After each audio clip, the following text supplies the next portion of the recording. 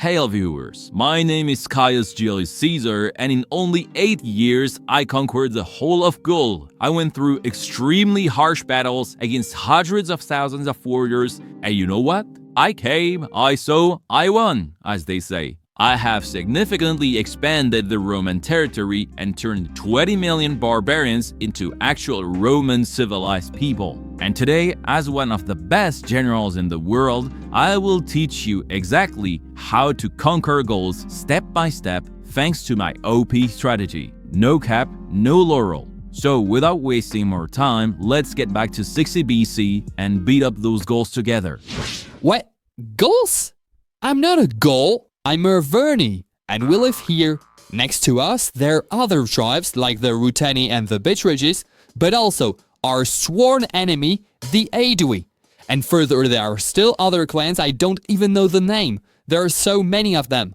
You see, what you call Gaul is actually a massive patchwork, and we hate each other. So it's quite weird that you lump us together. Yeah, they're Gauls. They're all the same, you know.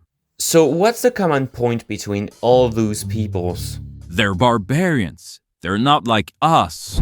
The Romans are the only ones who call us Gauls, whereas we call ourselves Celts. So you still have some common points with other tribes, right?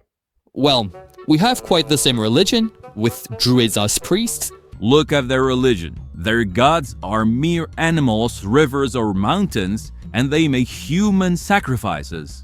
I mean, what's the point? It's way more useful to reduce people in slavery, isn't it? We also understand each other because our languages are similar. Look at their languages. Instead of 90, they would say 420-10. We have the same social structure. They allow women to own property and even to become warriors or advisors. Blah! Disgusting. And our priests are the intellectual elite. They have a lot of power and their speeches have enormous influence, but to keep their prestige, they forbid us to write. They don't even write. How can you imagine those guys are civilized? I'm not astonished that they spend their time scrapping each other. They're dangerous. Even once those insane warriors invaded Rome and raided the city. We haven't forgotten that, and we will soon make them pay for such a humiliation. Of course, some Celtic tribes once pillaged Rome. I'll quickly tell you the story. They attacked Italian kingdoms, probably to get money or trade opportunities, and the Senons, ruled by Brennus, crushed the Roman army, made their way to Rome, and requested the Romans a huge price. Okay, they were cruel, but guys, it was more than 300 years ago, and the Arvernian people have nothing to do with these raids. Aren't you worried about Caesar burning for revenge? For us, Romans are not enemies. They're allies. For a long time, we've traded with them. They've sold us wine, we've sold them slaves. So we have good relations. When I was a teen, I even slept with Caesar. I mean, in the same tent. I was sent to him to learn war tactics, and they would be really useful to help us fight against other tribes and perhaps to help me take power. You know, my grand-uncle was the king of the Arverni, but got overthrown and replaced by an elected chieftain. But I'm sure that Caesar would give me an opportunity. Step number 1, make them believe they're allies. If your ambition is to conquer such a large region, don't look like an invader. Instead, act like a protector. And what if they refuse your so-called protection? Just bribe them. They will change their mind. But anyway, just pretend you are here to defend them against invaders. Which invaders are you talking about? First, the Germans. Phew, that was a close call. My tribe, the Aedui, was peacefully fighting with our neighbors, the Sequani, as usual. But suddenly, we both got attacked by the Suebi coming from the north. So we joined forces, but even so, the threat was too strong. But thanks to Titus, Caesar came for help. Have you really declared war on the German tribe? No, I'm a peacemaker. And to make peace, I didn't send my army. I made a deal with the Germans. I met their chief and promoted him friend of the Roman people in exchange for peace. Finally, the danger is over. Do you really think that the Germans would not, break the peace agreement? Germans? What do you mean? I mean, the Suebi. They're called Germans by the Romans. You know, those who had just attacked you and made peace with you. What if they attack you again? You know, Caesar will save us again. But does Caesar actually care about you? Isn't he trying to make you his puppet? No, he isn't. But the Arverni are. They are the real threat. They are the ones intending to take our place of leading power in the region. And if we don't flatter Caesar enough, those guys might manipulate him to fight against us. Step number 2, take advantage of internal conflicts. Mr. Vergeret, What? there are literally 400,000 Helvetii immigrants trying to go through our territory. What should we do? Wait, what? Mayday, mayday! Pillagers are coming again! Call Caesar right now! Say no more. Time for humanitarian intervention. We are willing to help our allies and smash the Helvetii invaders. We're gonna bump off every single one of them. But sir, they're just peaceful immigrants. Innocent men, women, children, grannies and goats fleeing German invasions. War is declared. Period. Chapter 1, The Conquest. So how to actually beat the Gauls in battle. Be careful with those guys because each time they would outnumber you and they are extremely brave and fierce while fighting. But they have weak points that you can easily take advantage of by following my tips. Step number 3, give your troops good equipment. Gauls already have a very performance stuff. If yours is not as good, feel free to copy them, like we did for our helmets. So it's difficult to have better materials. Still, there's something essential that they don't have. It's equality. Among my legions, every single soldier has the same standard equipment. As for the Gauls, only the rich can afford an armor and high-quality weapons, while the poor are armed with toothpicks. Basically, in other words, you'll be fighting naked men who will charge at you just to prove their value. That leads us to step number 4, use your brain, have a better organization, which is not complicated. Most of their generals are rivals, so they don't even give the same order at the same time. But you never know. If you're facing too many enemies, you have to remain prudent. For example, line up your army into 3 rows. At the front, you put the newbies, then intermediates, and finally, veterans at the back. As the battle goes on, when the newbies are tired, let them go behind and rotate with more experienced soldiers. Then repeat the same process. If you do so, you'll give your soldiers a break, whereas those starting the fight would face exhausted enemies and severely defeat them. That's how I won my battles against the Helvetii and the Germans. Long live Caesar! Long live Caesar! Long live Caesar! Can you believe it? My army started occupying Gaul, and the Gauls applaud me for that. Except for the Belgians. What? You know, Belgians, the kind of mix between Gauls and Germans. Blah, gross. What are they doing then? They've just formed an alliance against you. Doesn't matter. They should be not that bad. Alright, now all Gaul is under control. Well, no, not quite. What you mean? Small tribes in the west have started resisting, like the Veneti. Jupiter, damn it. Well, let's just clean this up.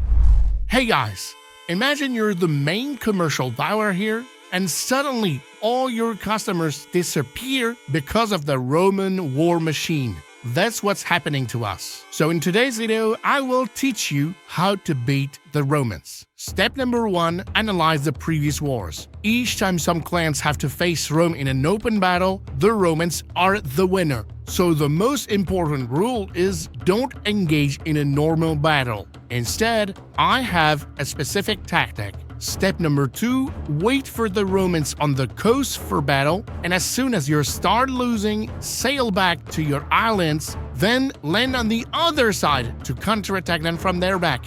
Repeat the same process, and in the end, they should be overwhelmed. You don't give me a choice. Step number 5, engage in naval battle. Let's see if they still get smarter with us. Oh, blast. I think there might be quite a few losses, but not for me. You guys are fighting in the Atlantic Ocean, my friends, and we perfectly know our terrain. Waves, winds, and rains are extremely violent, so your small ships adapted to the very calm Mediterranean Sea will not scare us. Don't worry about me, man. We have allies. The Pictani and Centani are bringing their fleet to our side. In addition, your strong wings protecting you are giving back to bright sunshine. Now, all we have to do is to throw our spares, jump into the enemy's ships, and goal is ours. Congratulations!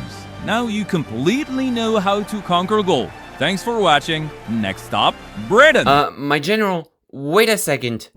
This can't go on. This can't go on. Last winter there were no harvests, my people are starving, and those Roman guys still request us taxes. Guys, you don't give me a choice. The only solution I have is to rise my army now. It seems one of your garrisons is currently being attacked by Belgian rebels. Again! I knew these beer drinkers were afraid of nothing. Well, my garrison should resist anyway. Well, the resistance has failed. So today I'm gonna tell you how to get by when you're losing. Step number 1, try to negotiate and deceive the Romans. Warning, Romans, all the Gauls and even Germans are currently preparing to rise up. Actually, they've already started. And if you don't leave this place now, you'll be encircled. But if you accept to surrender now, I'll let you free. I swear. He seems suspicious, doesn't he? Well, he's not dumb enough to fight our legions alone. Yeah, he must be right. We have better go join the other garrisons. Spoiler alert, I was dumb enough to fight alone. And as the Roman troops are going through a valley, I prepare them a little surprise. 2 armies are hiding in the mountains, and then... strike! Guess who is? Oh shit! The Eburones have slaughtered my garrison. I'll show them no mercy. Step 6. Eradicate this tribe and its name.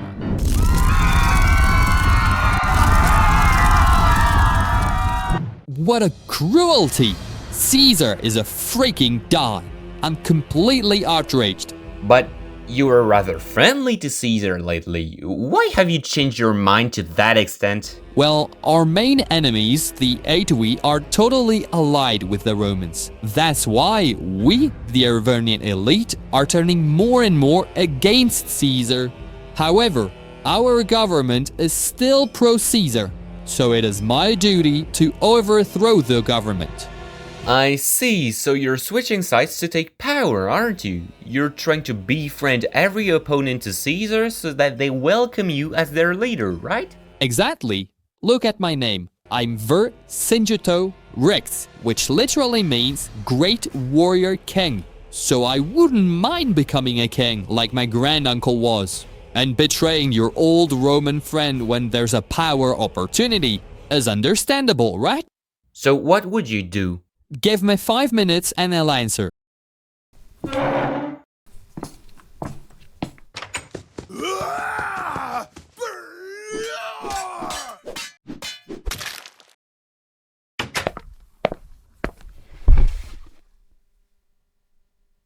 Alright, guess what? I stage a coup d'etat and proclaim myself king of the Arvernian tribe. Now I'm in control, I will teach you how to successfully beat the Romans. Chapter 2, The Resistance. Step number 1, we'll call on the other tribes for resistance against the occupier.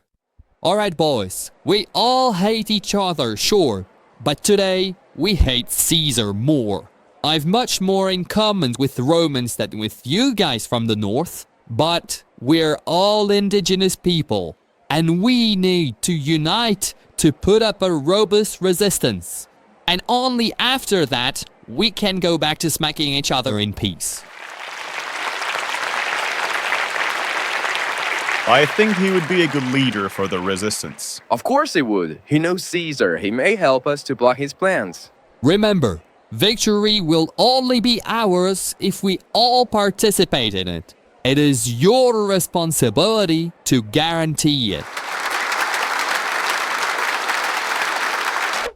Well, Mr. Conqueror, seems that a strong alliance has just come back to bite you. For once, fortunately, I still have good allies. But it's quite weird. The enemy leader reminds me of someone. It's like I've already met him. And it's also like you've even slept with him. Wait a second. Wasn't he suited? Oh my Jupiter. Okay guys, I have a plan. The Romans are tough ones. Thus, we have to avoid a direct battle. But I know their weak point. Their presence depends on us. Their entire supply comes from us. As soon as there is no food for them, the Romans will have to choose between fleeing back home or starving. To make this strategy successful, it is essential to make it impossible for them to loot our villages. But how could we? I only see one solution. As soon as they are approaching, we need to burn our own lands, our own villages in their path. Okay. Damn, this guy's smart. Me and my 6 legions were surrounded by fires, we were starving. The only way to survive was to hurry to the nearest city, Avaricum. And miraculously, the local tribe did not burn it. We besieged and we won. Oh crap, it backfired just because the Bitterich tribe refused to obey my order. Guys, I know you're foreigners, but you should be clever enough to just evacuate and burn your capital, right? Well, thanks for the gift, I guess. Next stop, Gergovia. So now they plan to invade my capital city?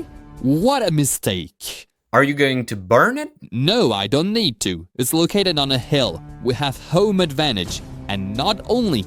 Remember, the Aedui were still corrupted by Rome, and they were very annoying as they were feeding the enemy. But you know what? I used the Roman strategies, that is bribing them, and now a large part of their army has secretly joined us. Step number 7, create a diversion. While my troops were hiding trenches, I ordered a small cavalry to hide in a forest and to be as loud as possible. Therefore, the Gauls will believe I'm attacking from there. It's quite strange that the Romans are so slow. They've made a racket for 2 hours. Watch out! They're attacking from the plain! They're right beneath the wall of the city! Oh shoot! Quick, catch them up! What? They're already here? They have reacted so rapidly. Retreat! Retreat! Nice try, Caesar. But it seems that most of your legions can't hear your order and actually keep charging. Result? Many Romans are left alone. Well, too bad for them. Oh man, my army gets massacred. I have no choice. I need to save the rest. Stop the battle. And would you believe? Since we've won this battle, almost every ally of Caesar have joined our resistance. Another battle like that and the foe will be entirely pushed back to Rome. That's why we will wait for them inside the fortified city of Alesia. So you're going to use the same strategy as in the previous battle? I've won once, I'll win twice. Alright, second time's the charm. I came with my men and some Germanic horsemen. Inside the city, there are 80,000 of them, whereas outside, 0. So step number 8, surround the city to make them all starve. And it's quite easy actually, as the Gauls will keep locking in. That's amazing. I mean, they're literally doing nothing to stop us. Thank you very much. I appreciate. Watch your back. Warriors from all over the Alliance are coming to you. Wait, what? 200,000 more men. Oh shoo, oh man. Well, nice try, Gauls. However, step number 9, look at the mega defenses we've just built. Mega crossbows behind a wall, behind a hole, behind a hole, behind a hole, behind nails on both sides, built in just several days. Let's go all in. We will attack the same point on both sides. They make me laugh falling into the traps. Wait a second. They're about to break through, though. Okay. Time for me to personally lead the counterattack. I'm currently encircling the ones who try to encircle my encirclement, and let's go! Thanks to this genius move, the reinforcements are getting annihilated. It's over. Either I admit defeat or everyone will suffer from a massacre. It's useless to continue. Victory! Now give back to Caesar what is Caesar's. Anyway, some sieges later, I finally got rid of all the rebels and imprisoned Vercingetorix the traitor. And that is how the Roman Republic won the Gallic Wars. As a result, 1 million dead, 1 million enslaved. Wow, those numbers are pretty high. Where did you find them? In a history book entitled Commentaries on the Gallic War. And who's the author? I am. Okay, then. Is your book really reliable? Don't you put yourself forward? For example, haven't you exaggerated the enemy numbers to make you stronger? I can tell you that it's the most objective and truthful historical source about this war. Of course, it is the only source we have. Well, it's not my fault if the Gauls don't write. Now we do write. In fact, we have adopted the Roman way of life voluntarily. Why? Because for business purposes, it's way easier when you speak Latin and integrate Roman mythology. So you are glad they're colonizing your lands? Of course I am. They've brought us so much comfort, such as vineyards, running water, and above all, this Roman bathroom slaps, not gonna lie. Alright viewers, thanks for following my achievement. If you liked it, please vote for me in the Senate. My young boy, I am the one who deserves this election. I cleaned the Mediterranean from pirates, defeated Mithridates, conquered Syria and Jerusalem. And what did you do meanwhile? You invaded poor villages. You think Gaul was your greatest war? Next episode, it's me versus you.